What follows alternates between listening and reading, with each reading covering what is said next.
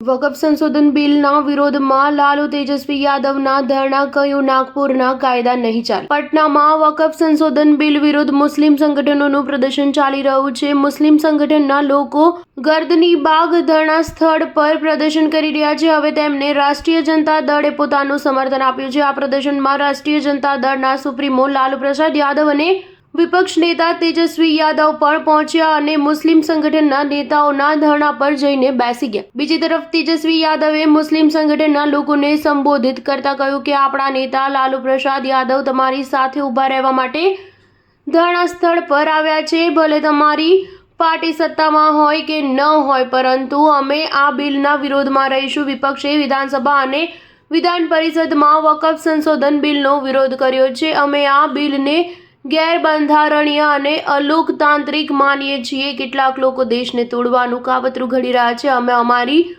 Party આ કાયદાને રોકવા માટે શક્ય તમામ પ્રયાસો કરશે. વિપક્ષના નેતા તેજસ્વી યાદવે એમ પણ કહ્યું કે અમે આજે ગૃહમાં કાર્ય સ્થગિત પ્રસ્તાવ લાવીને આ બિલ પર ચર્ચાની માંગ કરી હતી, પરંતુ ગૃહને સ્થગિત કરી દીધું. અમે કોઈ પણ સંજોગોમાં નાગપુરના કાયદાને લાગુ નહીં થવા દઈએ. આ બિલના વિરોધમાં રાષ્ટ્રીય જનતા દળ મુસ્લિમ સંગઠનોની સાથે મજબૂતીથી ઊભું છે અને જો અમે આ પગલું ભરશો તો આરજેડીના લોકો 4 પગલાં ભરશે. સ્ટાર ન્યૂઝ 7 હંમેશા સચ્ચાઈની સાથે.